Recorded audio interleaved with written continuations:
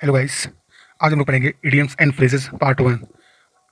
Idioms and phrases English में, हिंदी में इनको कहते हैं मुहावरे और लोकोक्तियाँ। जैसे मुहावरे, जैसे कहें कि 100 सोनार की एक लोहार की, तो ऐसे ही इंग्लिश में इडियम्स एंड फ्रेजेस हैं और ये एग्जाम में वेटेज रखते हैं बैंक और एसएससी में। तो हम लोग पढ़ते हैं। हमारा पहला है गिफ्ट ऑफ द गैप।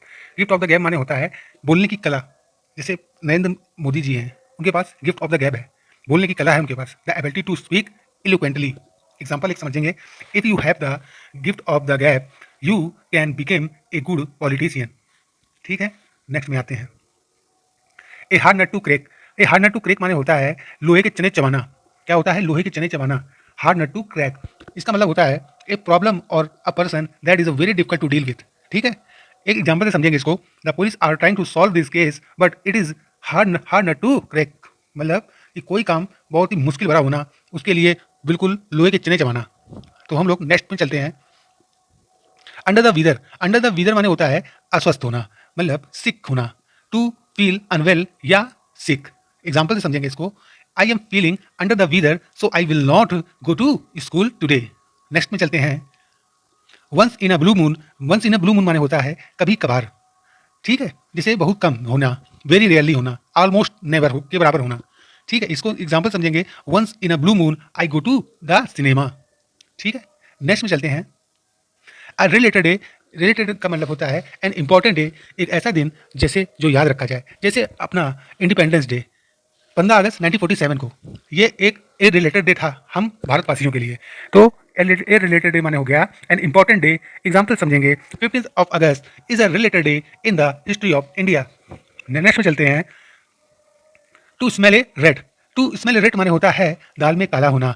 जैसे आप इसमें देख सकते हैं, सीआईडी के इंस्पेक्टर को ये कह रहे हैं, दया कुछ तो गड़बड़ है। तो दाल में काला होना, to smell a rat. To suspect that something is wrong या टू सस्पेक्ट ट्रिकरी और डिसेप्शन। ठीक है, एग्जाम्पल समझेंगे इसको। I smell a rat when I was being asked for the OTP. मुझे उस पर संदेह हुआ जब उसने मुझसे क्या पूछा? ओटीपी पूछा। तब मैंने समझा कुछ गड़बड़ है। बीट अराउंड द बुश माने होता है घुमा फिरा के बात करना। बीट अराउंड द बुश, घुमा फिरा कर बात कहना। जैसे इसमें देख सकते हो, 3 इडियट्स मूवी में ये टीचर हैं और इनको अपने आमिर खान एक निश्चित मीनिंग नहीं बता रहे हैं, बार बार घुमा फिरा के बात कर रहे हैं। तो वही इसमें स्क्रीन के जरिए बताया गया है। Beat around the bush to avoid getting to the main point, मतलब मेन पॉइंट में ना आके अवॉइड करना, घुमा फिरा के बात करना। जैसे एग्जाम्पल समझेंगे। Do not beat around the bush, come straight to the point. Next में चलते हैं। बाई लीप एंड बाउंस माने होता है बहुत तेजी से, very quickly, rapidly, swiftly. Example समझेंगे। He business is growing by leaps and bounds. Next है हमारा face the music. Face the music means होता है कि किए का परिणाम भुगतना, मतलब जो आपने किया है उसका परिणाम भुगतना। टू गेट रेप्रीमेंटेड या टू बी पनिश भी कह सकते हैं। टू बियर द कंसिक्वेंसेस, परिणाम, कंसिक्वेंसेस माने होता है परिणाम। और to accept the blame. Example समझेंगे। You will have to face the music for what you have done.